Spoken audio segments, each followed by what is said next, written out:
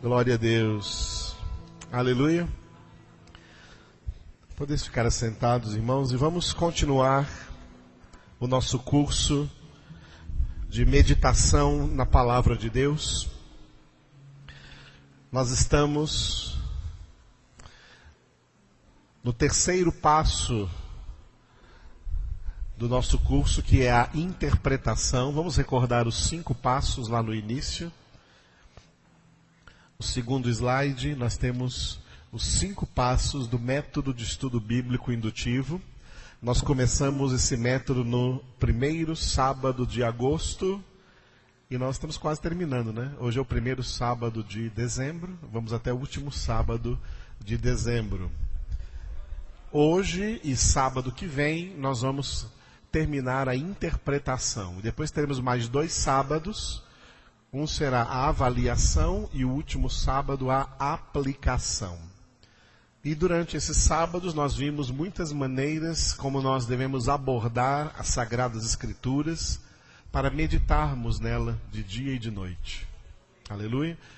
Então repita comigo os 5 passos. Diga: oração, observação, interpretação, avaliação, aplicação. Só vocês?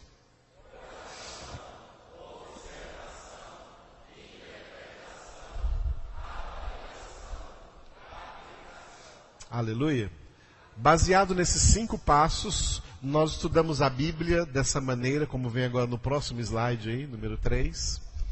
Oramos, repita comigo, oramos para observar. E tudo quanto observarmos,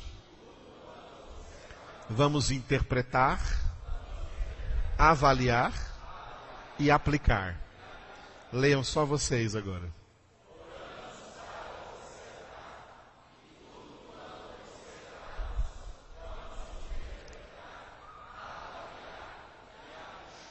Amém.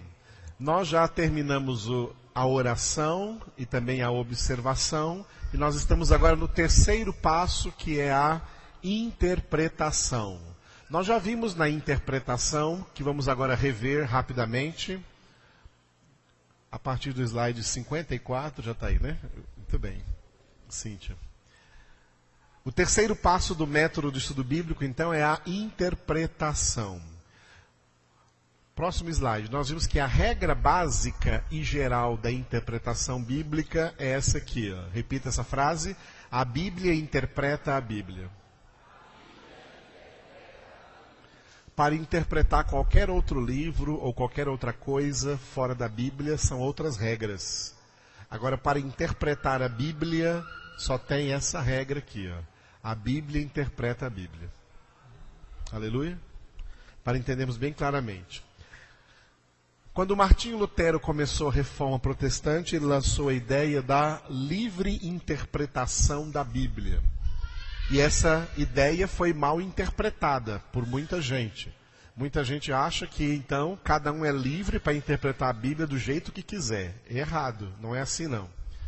O que Martinho Lutero quis dizer com a livre interpretação da Bíblia é que todo verdadeiro filho de Deus pode ter livre acesso à correta interpretação da palavra de Deus. Leiam vocês.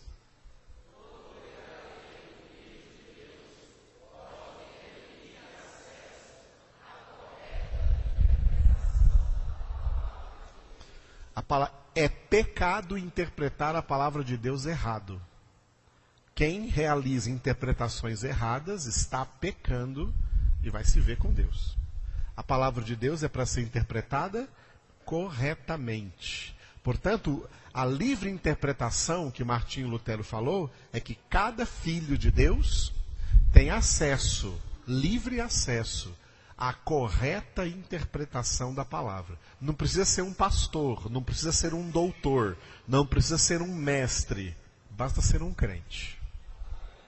Quem é crente aí? Eu também. Eu não estudo a Bíblia porque eu sou pastor, não. Eu estudo a Bíblia porque eu sou crente. Aleluia? Muito bem. O que é interpretação? Vem de uma palavra grega que traduzido para o português é, repita, hermenêutica. que é a arte de interpretar, tá? O verbo hermeneu em grego é o verbo interpretar, e por isso a palavra hermenêutica é interpretação. Próxima, quem é o intérprete da Bíblia? O intérprete da Bíblia é o hermeneuta bíblico, aquele que interpreta a Bíblia, que para Deus ele gostaria que fossem todos os seus filhos, tá? Agora, o que ele faz? Ó? Não é o que interpreta a Bíblia, mas o que capta a maneira como a Bíblia interpreta a si mesma. Leiam vocês. O hermeneuta bíblico...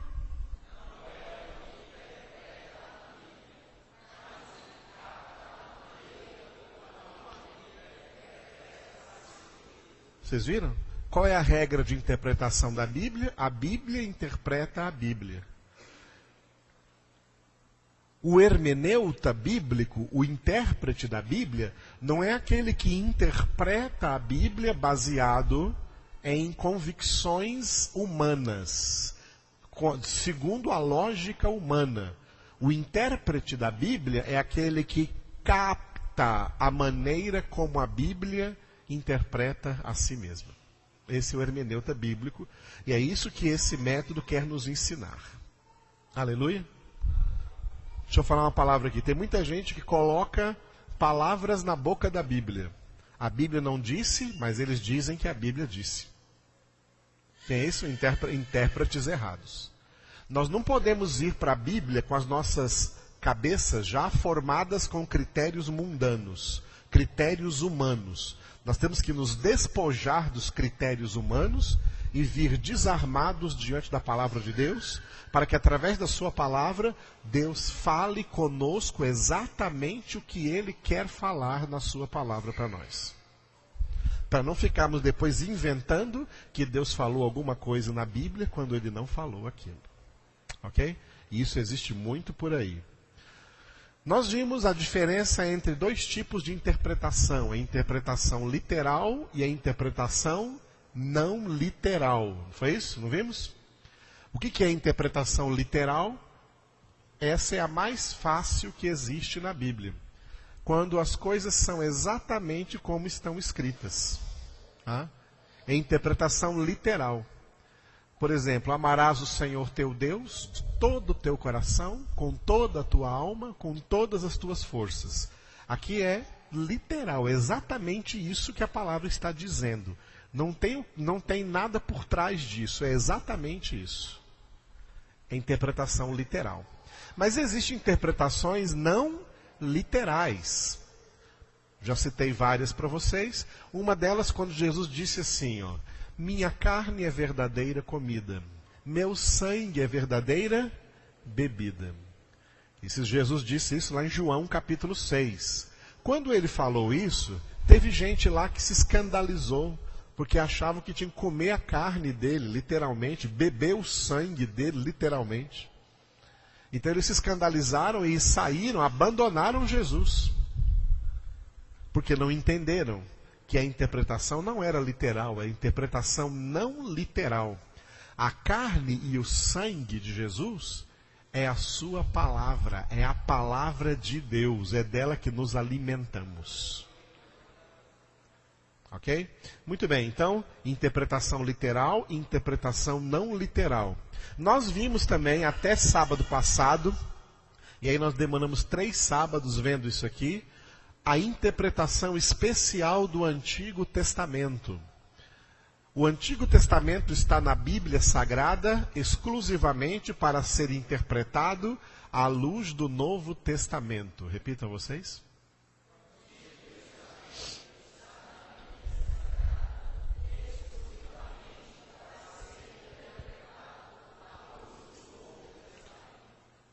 O Antigo Testamento só pode ser interpretado à luz do Novo Testamento. E aqui tem muitos erros por aí afora, quando pastores ou pregadores ou igrejas interpretam textos do Antigo Testamento sem levar em consideração o Novo Testamento. E aí eles inventam coisas que não eram para existir nem para acontecer na igreja hoje. Pegam lá do Antigo Testamento e vêm aplicando agora aqui para nós na igreja, coisas que eram só do Antigo Testamento. Por isso que nós vimos a diferença entre o Antigo e o Novo Testamento. O Antigo Testamento se compõe de profecias e promessas. Repita.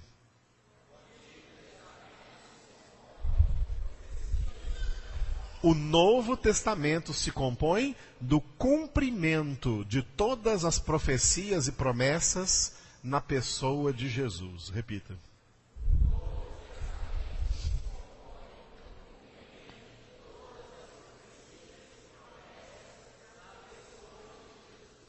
Por isso, o Novo Testamento é mais importante do que o Antigo.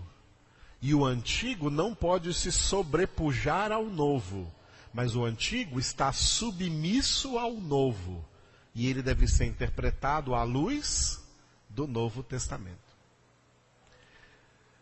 Tem muitas igrejas que usam demais o Antigo Testamento para fazer coisas erradas que não tem mais no Novo Testamento. Estão interpretando errado a palavra de Deus e isso tem consequências. Muito bem, nós vimos até semana passada os materiais do Antigo Testamento. Todas as vezes que nós estamos interpretando o Antigo Testamento à luz do Novo Testamento, nós vamos encontrar esses 3 tipos de materiais. Repita comigo: material exclusivo, material permanente, material modificado. Nós vimos que o material exclusivo são aquelas coisas que eram exclusivas para o Antigo Testamento e que no Novo Testamento não existem mais, não podem ser aplicadas mais aqui, porque não é para nós, não é para a igreja de Jesus Cristo, é para o antigo, foi para o antigo povo de Israel e não para a igreja de Jesus. Amém? Por exemplo, a Arca da Aliança. Deus mandou Moisés fazer uma Arca da Aliança, e aquela Arca da Aliança era para o Antigo Testamento, porque ela representava Jesus. Agora Jesus já veio. Ele não precisa mais de representação. Ele diz: eu estou convosco todos os dias até a consumação do século. Jesus vivo é a nossa Arca da Aliança. Então nós não precisamos fazer uma nova arca e trazer aqui para a igreja ou dar para você levar para sua casa. Quem faz isso está negando Jesus. E quem nega Jesus não tem salvação. É apostasia. Jesus já veio. O que era do Antigo Testamento ficou no Antigo Testamento. Quem interpreta o Antigo Testamento à luz do Novo vai encontrar também um material permanente. Ou seja, aquele material que valia no Antigo Testamento e que continua valendo no Novo Testamento. Por exemplo, desde o Antigo Testamento Deus já falava assim, sede santos. Isso ele falava só no Antigo ou está valendo também no Novo? Está valendo no Novo Testamento. Então isso é um material permanente. Deus queria que o povo de Israel fosse santo, e Deus no Novo Testamento ainda quer que a igreja de Jesus Cristo seja santa. Então, sede santos é um material, a ordem para ser santo, a santificação, é um material permanente do Antigo Testamento que permanece no Novo Testamento. E quem interpreta o Antigo Testamento à luz do Novo vai encontrar o material modificado, que é aquele que existia de uma maneira no Antigo Testamento e agora no Novo existe de outra maneira. Ele foi modificado. Por exemplo, o amor ao próximo. No Antigo Testamento a ordem era: amarás o teu próximo como a ti mesmo. No Novo Testamento, Jesus modificou isso. Por isso ele disse, João 13:34, novo mandamento vos dou, amai-vos uns aos outros, como eu vos amei. No Antigo Testamento, as pessoas tinham que amar o próximo como a si mesmo. No Novo Testamento, não. Nós temos que amar o próximo como Jesus nos amou. Modificou? Modificou muito. Isso é um material modificado, ok? Portanto, o Antigo Testamento precisa ser interpretado de uma maneira especial. Amém? Anotem uma coisa hoje que eu não coloquei em slide aqui, mas já vamos ver o próximo, ainda não, tá? Anotem uma coisa que eu não coloquei em slide, eu não vou colocar em slide para vocês. Anotem aí, quem estiver anotando, as interpretações temáticas. Escreva aí, quem estiver escrevendo no caderno, escreva interpretações temáticas. O que são interpretações temáticas? É quando você procura na Bíblia tudo o que você quer saber acerca de um determinado tema. Ok? Quando você procura na Bíblia tudo o que você quer saber acerca de um determinado tema. Então você vai procurar uma interpretação temática. Como que a Bíblia interpreta tal coisa? Por exemplo, né? Não estou vendo aqui hoje a irmã Luciana. A irmã Luciana, uma irmã que está vindo todo sábado, hoje ela não pôde vir por algum motivo. Ela é muito ocupada, é uma serva do Senhor. E ela pediu que eu explicasse, né, do ponto de vista da palavra de Deus, o que é o jejum. Então, o jejum é um tema bíblico. O jejum é um tema bíblico? É. O jejum é um tema bíblico. Ela pediu que eu explicasse esse tema, né? Como ela não veio hoje, eu não vou explicar. Ela vai vir sábado que vem e eu explico, tá bom? Que eu explico, já que foi ela que pediu, então ela tem esse direito. Aí vocês pegam a explicação com ela direitinho. Mas, quando eu estava explicando cada um dos materiais aqui do Antigo Testamento, exclusivo, permanente, modificado, eu falei de vários temas. Por exemplo, no sábado passado, eu falei acerca do dízimo. O tema do dízimo. Como que a Bíblia interpreta o que é dízimo do ponto de vista bíblico? Tá? Então, isso são interpretações temáticas. Quando você levanta um tema, por exemplo, casamento, ou adultério, ciúmes, ou relacionamento, a Bíblia fala sobre tudo isso. Qual a interpretação bíblica acerca desse tema? O que a Bíblia fala? Como a Bíblia nos orienta? Quantas pessoas aí cometeram pecados aí se metendo nessa política suja, partidária, aí nessa época de eleições, tá? Sem entender como que a Bíblia nos ensina como devemos nos comportar também em relação a isso. Não analisaram na palavra de Deus e muitos crentes só agiram como ímpios. Da mesma maneira que os ímpios agem, ou pior, porque quando um crente age como ímpio, ele sempre se torna pior do que um ímpio. E por quê? Porque não tem meditado na palavra de Deus de dia e de noite, então não sabe como agir e se mete a agir em coisa que não deveria estar agindo, já que não sabe como fazê-lo. Então, do ponto de vista bíblico, qual é a interpretação correta para cada uma dessas coisas? Essas coisas são chamadas de interpretações temáticas. Por que eu não estou colocando isso aqui em nenhum slide para vocês? Porque, pessoalmente, eu estudo a Bíblia há 33 anos, todos os dias, sem falhar nenhum dia, inclusive hoje. E, pessoalmente, eu não gosto muito de interpretações temáticas. Não é que elas não sejam importantes. Elas são importantes. Mas quando alguém chega para mim e pede um tema para que eu explique para essa pessoa um tema da palavra de Deus, o que a palavra de Deus diz sobre isso? Tá? Por mais que a gente tire da palavra uma explicação coerente acerca daquele tema, nunca fica completo.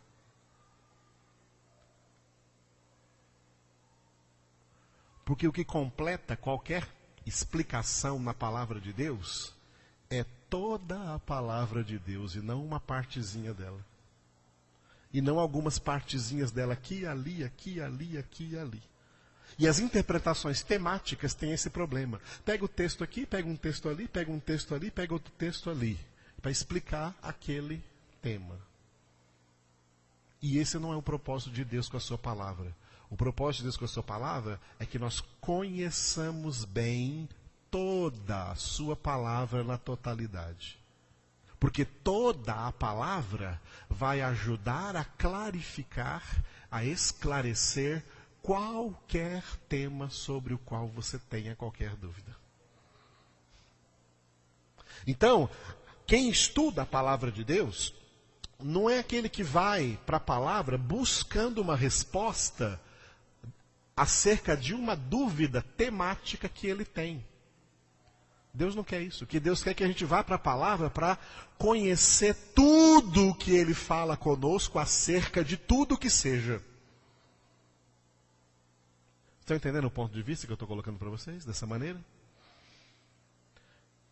E o propósito que eu quero ensinar para vocês, e o que eu sei que o Senhor aqui quer, é que se alimentem de toda a palavra de Deus. Porque toda a palavra de Deus, ela é harmônica. Toda a palavra de Deus se harmoniza. A palavra de Deus não se contradiz. E a palavra de Deus não quer sugestionar para nós temas isolados. Quer que nós conheçamos toda a doutrina do Senhor, porque assim conhecemos a mente de Cristo. Que nós podemos então perscrutar pelo Espírito de Deus para entendermos como Ele pensa e como Ele age em qualquer situação da vida. Amém? Mas eu vou falar sobre essa explicação temática ainda, sobre esse tema, por exemplo, do jejum. Mas hoje eu quero continuar com vocês então com a interpretação. A interpretação tem uma exigência. Eu coloquei aqui exigência da interpretação. Você vai repetir essa frase aqui, ó. Não existe interpretação confiável sem produção textual. Leia.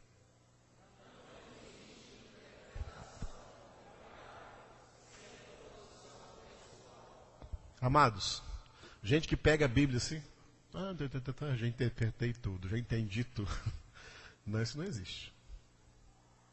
Só uma leitura que eu dei aqui, já estou interpretando todo esse texto aqui. Não, isso não existe. A interpretação não é uma coisa precipitada. A interpretação não é uma coisa rápida. A interpretação é algo que vai fluir durante um tempo de dedicação. E nesse tempo de dedicação, nesse tempo de meditação, nesse tempo de contemplação da palavra, em oração, pensando, usando a mente para pensar sobre isso que estamos lendo, sobre isso que estamos orando, e escrevendo, produzindo um texto. Por isso que eu sempre oriento vocês a escreverem, tá? A escreverem, a produzirem um texto. Não existe interpretação confiável sem uma produção textual. Eu posso citar aqui para vocês alguns intérpretes da Bíblia, como por exemplo, um conhecido como John Stott. John Stott já morreu, já faleceu, e ele nunca escreveu nenhum livro. E hoje você encontra por aí centenas de livros de John Stott. Tem um monte de livros de John Stott. Sabia que ele não escreveu nenhum livro?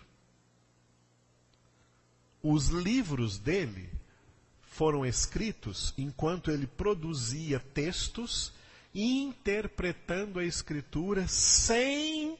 Ele não sentou assim, bom, hoje eu vou começar a escrever um livro. Vou escrever um livro sobre tal assunto. E puxou lá um tema e vai escrever um livro sobre isso. Ele nunca fez isso. Mas ele tinha o costume de todos os dias, enquanto estudava a palavra de Deus, ele produzia um texto interpretativo sobre a palavra que ele estava orando, estudando, meditando naquele dia. Tem gente que pensa que meditar é estou pensando aqui, estou meditando. Não funciona. Interpretação não funciona. É por isso que o povo de Deus anda tão vazio, porque não sabe interpretar a palavra profundamente. Interpretação ocorre mediante uma produção textual. Você tem que escrever. Por que você tem que escrever? Porque a nossa mente, ela é muito rápida, é muito acelerada. Enquanto eu estou falando aqui com vocês, cada um de vocês está pensando 1000 coisas. A sua mente está assim, pensando isso, pensando naquilo. A mente é muito rápida. A mente é muito rápida. É por isso que muita gente tem dificuldade de leitura. Por quê? Porque a sua leitura é muito mais lenta do que o seu pensamento. E aí você começa a ler e você se perde pensando um monte de coisa. Daqui a pouco você leu 10 versículos, nem sabe o que estava escrito neles mais, porque a sua mente estava viajando enquanto você lia para outros lugares. Por isso muita gente tem problema de foco, de se centralizar, e tem aquele problema chamado aí hoje de déficit de atenção. Não é que elas têm déficit de atenção, é que a mente delas não para entender uma coisa devagar. A mente está numa velocidade, e os homens querem tudo rápido, tudo rápido. Tudo rápido. Por isso que eu estou aqui no WhatsApp, é tudo na velocidade. Carro é rápido, tudo é correndo. Tudo que as pessoas fazem na vida é correndo. Até comida é fast food. Tudo que as pessoas fazem é correndo porque elas estão seguindo a sua mente. Tá? Seguindo a sua mente. E as pessoas não chegam a lugar nenhum assim. Se elas não pararem, elas não chegam a lugar nenhum. Tem um versículo no Salmo 46, versículo 10, que diz: aquietai-vos e sabei que eu sou Deus. Quer dizer que se não se aquietar, nunca vai saber. Mas as pessoas estão muito apressadas. Eu estou dirigindo com a Elaine pela rua e fico vendo. As pessoas estão com a pressa de chegar no inferno, né? Aí passam as motos. Olha que pressa de chegar no inferno que esse povo tá. O inferno precisa ter pressa, não pode devagar. Porque é para lá que vai. Por que o povo tem essa pressa toda? Essa pressa toda foi o que Salomão viu quando escreveu o Eclesiastes. Ele falou assim, tudo que eu vi debaixo da terra foi vaidade de vaidades e correr atrás do vento. Por que não era andar atrás do vento? O que você correr? É correr atrás do vento. Ali ele estava exatamente elaborando, numa frase inspirada pelo Espírito de Deus, a correria dos seres humanos atrás de preencher os seus vazios, pensando que vão ter realizações humanas aqui nessa terra ou com as coisas da terra. Vidas vãs, vidas vazias. Vaidade vem de vazio. Vaidade é a abreviação de vacuidade. Vácuo. Correr atrás do vazio, atrás do nada.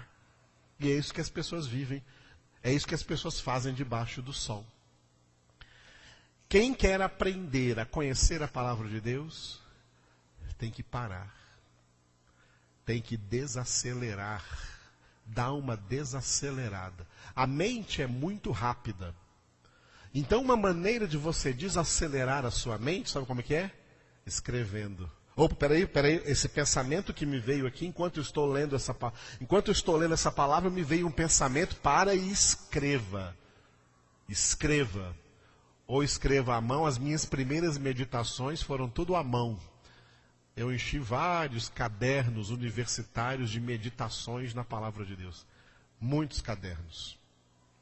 Hoje eu faço tudo, hoje eu digito, né? Hoje eu digito tudo aqui no computador. Tenho pastas aqui dos 66 livros da Bíblia, meditando em todos eles, um por um. Tá? Um por um. De vez em quando alguém pergunta, pastor, você escreveu algum livro? Eu falei, eu não. Mas se eu quiser editar um monte de livros, já tem um monte escrito aqui. Tem muita coisa escrita aqui. Muita coisa escrita. Mas eu não escrevi com a intenção de escrever livro, eu escrevi com a intenção de meditar no texto, de interpretar o texto.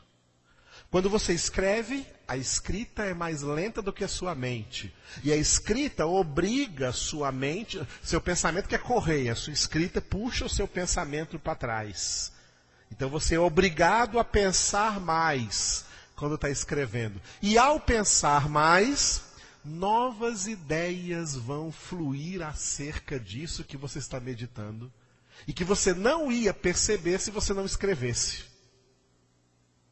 Se você não tivesse parado para escrever, essas novas ideias que vêm clarificar melhor o texto não iam aparecer na sua vida.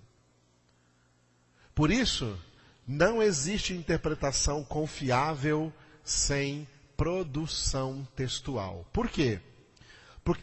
Porque para interpretação, especialmente interpretação da Bíblia, não vale aquele ditado popular que existe por aí, ó. Tem um ditado popular que fala assim, a primeira impressão é a que fica. Já ouviram isso? A primeira impressão é a que fica. Já viram isso? Na Bíblia isso não vale, não. Na Bíblia não vale. Você vai perceber que todas as primeiras impressões que você teve estavam erradas. E quem fica com a primeira impressão, já fica com a primeira impressão, já vai interpretando por aí desse jeito, com a primeira impressão que teve. Sai tudo errado. Não, a Bíblia é muito mais profunda. E a primeira impressão, ela não é profunda. A primeira impressão, ela sempre é superficial. Até a impressão que nós temos das pessoas é superficial. E nós ficamos aí julgando as pessoas, às vezes, pela primeira impressão que nós temos delas. É o que Deus falou assim, o homem só vê a aparência, mas eu vejo o coração. O que Deus estava falando naquele texto para Samuel? Que o homem interpreta rapidamente. Ele vê a aparência e já interpreta. Ele vê a aparência e ele já cria uma ideia. Ele vê a pessoa assim, já cria logo uma ideia sobre aquela pessoa, baseado no que ele está vendo, na primeira impressão que ele está tendo, e nem conhece a pessoa. Eu já tive muitas pessoas na minha vida que depois de me conhecer um pouquinho melhor, elas chegaram e falaram para mim, Pastor Edivaldo, agora eu estou entendendo um pouco mais o Senhor. Eu não pensava que era assim. A maioria das pessoas só cria uma ideia rápida, porque elas estão com pressa, não sei de quê. A mente delas está correndo. Então elas são superficiais, e isso traz muitos problemas na vida. Tá? Isso traz muitos problemas na vida. Há 15 dias atrás alguém me perguntou, alguém de outra igreja perguntou para mim, Pastor Edivaldo, o senhor já percebeu como nas igrejas estão acontecendo tantos descasamentos e novos casamentos? Isso é uma eventualidade do momento de crise espiritual que a igreja está passando. Porque as pessoas estão descasando e casando. Isso acontecia no mundo. Antigamente isso acontecia no mundo, não na igreja. Mas agora está acontecendo na igreja. Porque as pessoas estão descasando e casando, no contexto evangélico.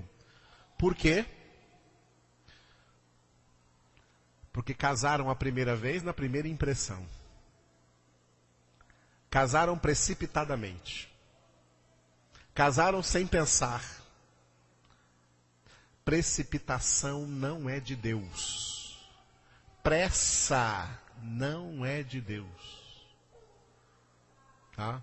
Pressa não é. Se pressa fosse de Deus, ele criava tudo logo no primeiro dia. Deus não tinha poder para criar tudo no primeiro dia? E no primeiro dia Deus criou tudo.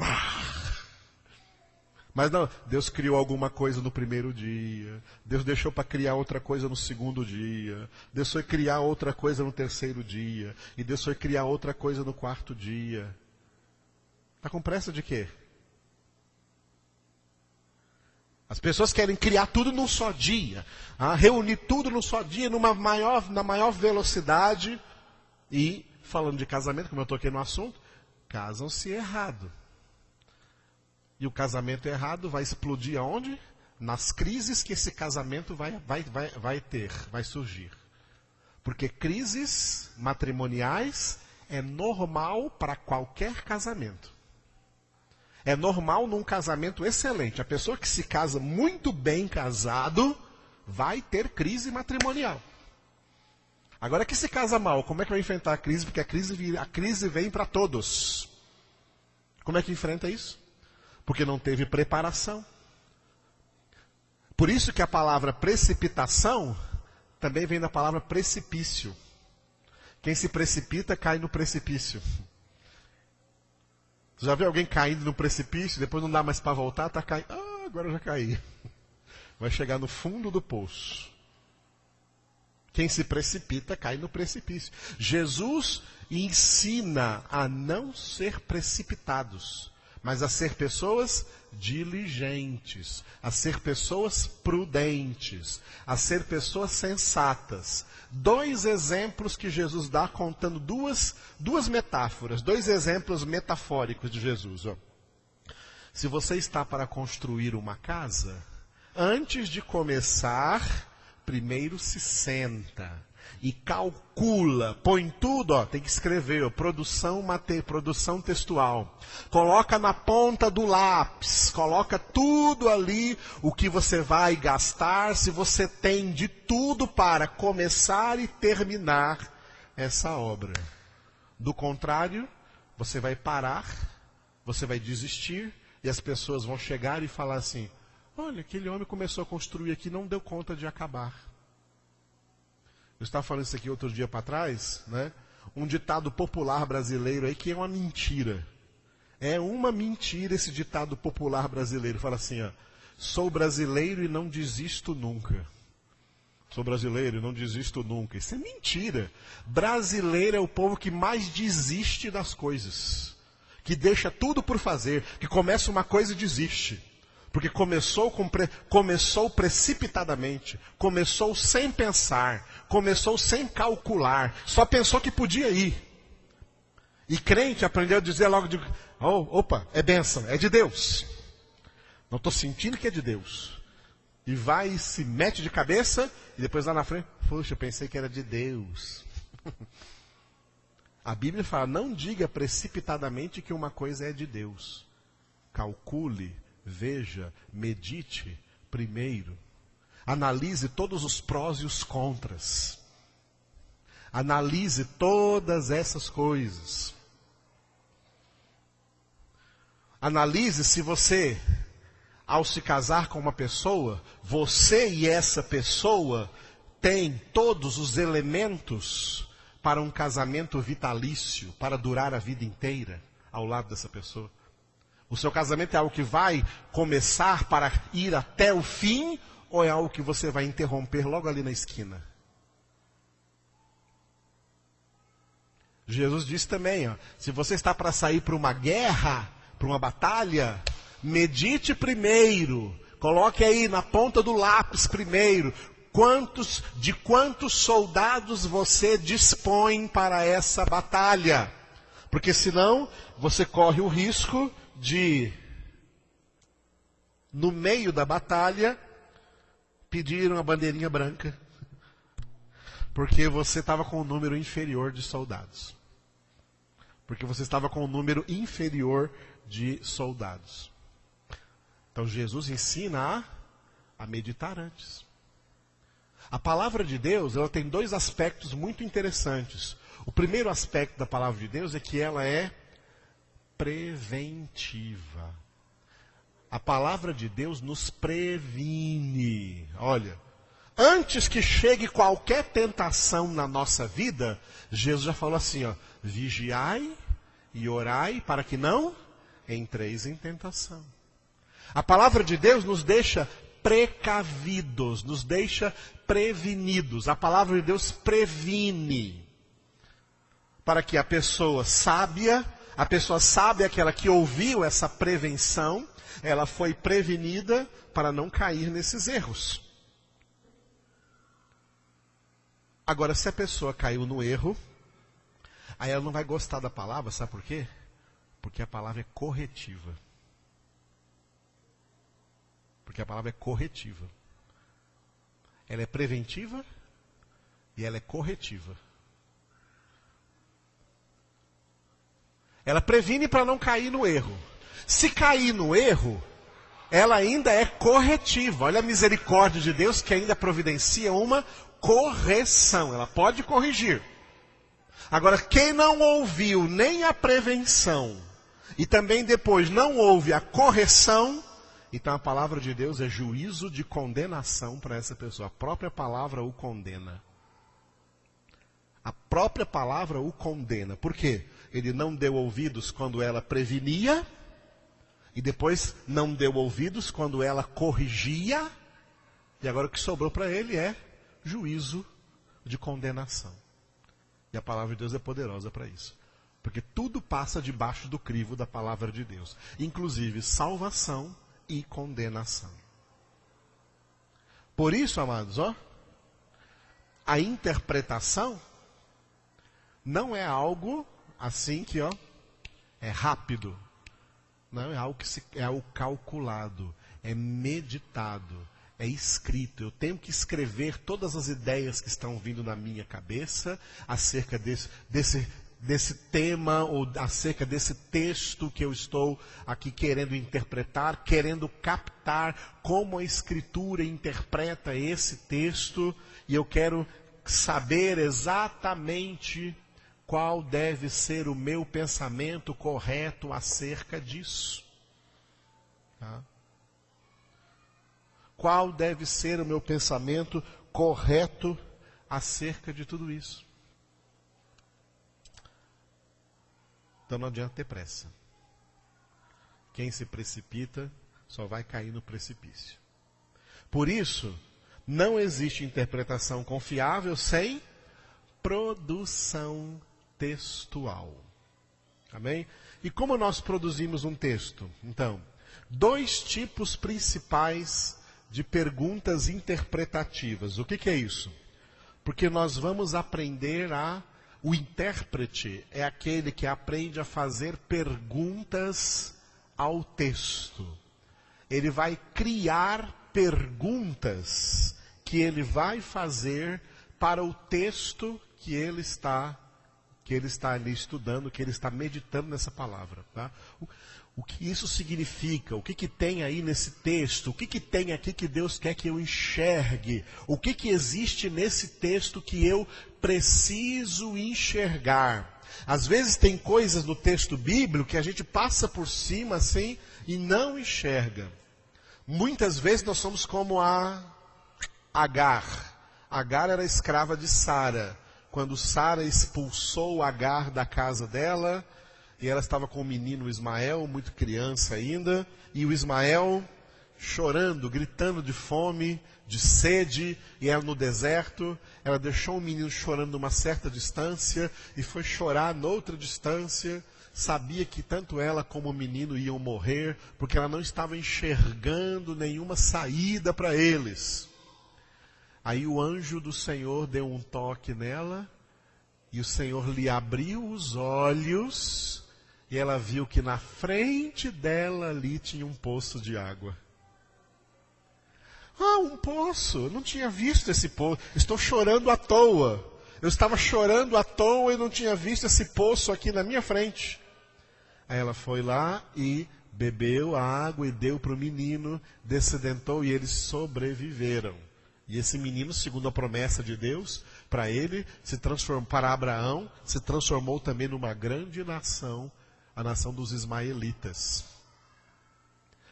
Mas Agar estava ali, desesperada, porque não estava enxergando o que Deus tinha colocado diante dela. Quando você lê a Bíblia, tá? Quando você lê a Bíblia, Deus está colocando diante de você um poço de água da vida. Quando você lê a Bíblia, Deus está colocando diante de você um poço de água da vida. Você precisa enxergar. Tá? O intérprete é aquele que vai enxergar exatamente o que está ali. Vai enxergar exatamente o que Deus está ali oferecendo. Ali. Porque o que Deus está oferecendo para ele é para a sua vida. Para que ele tenha vida e vida com abundância. Então ele tem que entender essa escritura, tá? Por isso, diante do texto, ele tem que fazer perguntas, várias perguntas. E eu coloquei aqui 2 tipos principais de perguntas que são chamadas de perguntas interpretativas. Todas as perguntas que você fizer para o texto podem ser resumidas nessas 2 perguntas que eu coloquei ali. Você está lendo um texto bíblico, meditando naquele texto bíblico, tá? Tentando entender aquele texto bíblico. Então, qual a primeira pergunta que você deve fazer? Primeira pergunta: quais são os elementos contidos nesse texto? Repitam vocês.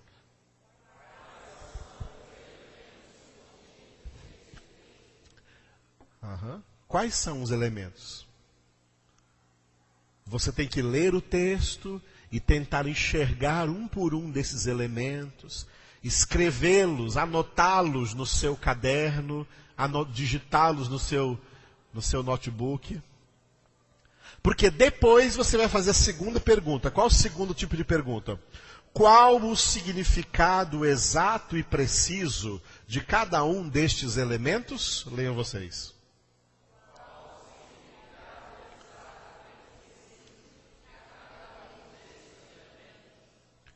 Depois que você viu todos os elementos que tem naquele texto, você vai analisar um por um deles.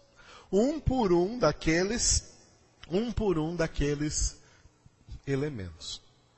Essas 2 perguntas, portanto, são 2 tipos principais de perguntas interpretativas que você deve fazer a todo texto bíblico que você está meditando sobre ele. Sábado que vem, eu vou trazer para vocês um modelo disso daqui em um texto, tá? Em um texto que eu tenho já preparado há muitos anos, do Salmo 23. O Senhor é o meu pastor, nada me faltará. E aí nós vamos ver quais são os elementos contidos nesse texto, vamos ver quantos elementos existem nesse texto e qual o significado exato e preciso de cada um desses elementos. É claro que eu só vou citar para vocês o significado, não dá para explicar cada um, senão nós temos que ficar aqui uns 50 dias, só no Salmo 23. Porque tem muita coisa ali para nós enxergarmos e entendermos do que Deus está falando conosco. Amém? Então, a semana que vem nós teremos a nossa última aula de interpretação e depois nós teremos os 2 últimos passos desse método de estudo bíblico que vocês têm aprendido aqui todos os sábados na presença do Senhor Jesus. Glória a Deus. Amanhã de manhã nós vamos continuar fazendo o quê? Estudando 2 Tessalonicenses. E se você acompanha os estudos que eu faço aqui de cada carta, de cada epístola, você pode observar, se você for inteligente, perspicaz espiritualmente, você vai ver que em tudo que eu prego para vocês aqui, eu faço exatamente isso que eu estou ensinando para vocês. Eu aplico exatamente isso que eu estou ensinando para vocês.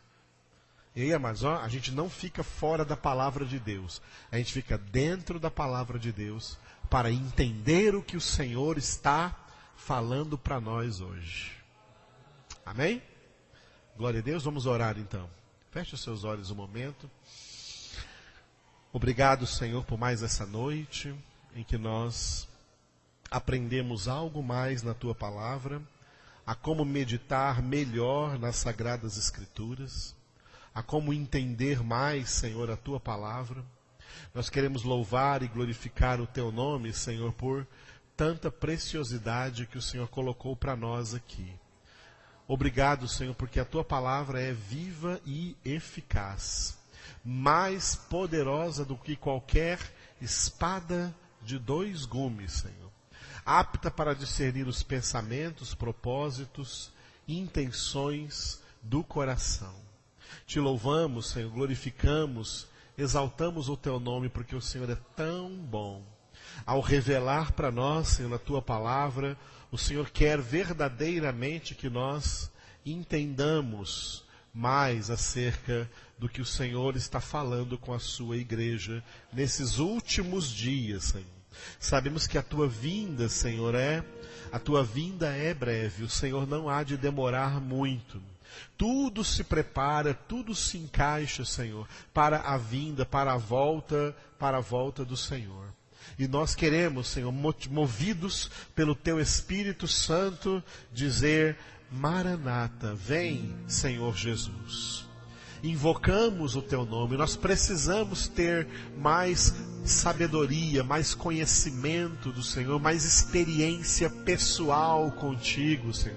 Precisamos Te conhecer mais de perto, precisamos nos aproximar mais da sarça e ver porque ela ainda arde, porque ela não se consome, porque é vida eterna do que nós estamos nos aproximando. Obrigado, Senhor, por tanto amor que tens ao nos atrair para perto de Ti, ao nos atrair para a Tua sarça ardente, para enxergarmos de perto porque que ela não se consome e ouvir a Tua voz falar de dentro da sarça, chamando a cada um de nós pelo nome, para nos aproximarmos do Senhor, para entendermos as grandezas do Senhor, para entendermos os propósitos do Senhor, os planos que o Senhor tem. E nós estamos envolvidos nesses planos, Senhor. Nós estamos dentro do plano do Senhor, do plano que o Senhor estabeleceu desde antes da fundação do mundo. Essa noite, nesse lugar, faz parte desse plano do Senhor. Estarmos aqui, essa reunião nessa noite foi marcada pelo Senhor. Eu Te louvo por todos os irmãos que vieram ali da Igreja Assembleia de Deus do Morumbi, do pastor Jonas, e que aqui essa noite também pegaram uma parte desse estudo, ouviram essa palavra nessa noite. Eu Te louvo por aquilo que o Senhor está fazendo na vida de cada um deles, Senhor. Por aqueles que o Senhor está curando, por aqueles que o Senhor está consolando, por aqueles que o Senhor está alegrando, por aqueles que o Senhor está edificando, transmitindo graça, poder, força, sabedoria no Senhor. Te louvo, Senhor, porque nós queremos cada dia mais crescer na Tua graça, no Teu conhecimento e poder estarmos, Senhor, na Tua presença em santidade todos os dias da nossa vida, em nome de Jesus. Diga bem forte comigo, diga: Espírito Santo de Deus, ensina-me a falar contigo, a buscar a Tua plenitude. Tu habitas em mim, Senhor, no meu corpo, que é o Teu santuário. Enche-me com a Tua presença e ensina-me a cada dia a meditar nas Escrituras Sagradas e beber dessas águas para saciar a minha sede de Deus. Eu preciso de Ti, Espírito Santo, em nome de Jesus. Diga glória a Deus. Aleluia. Vamos continuar orando através desse último cântico, amém? Enquanto cantamos, aqueles que forem hoje trazer seus dízimos ou ofertas, faça isso com amor, em nome de Jesus.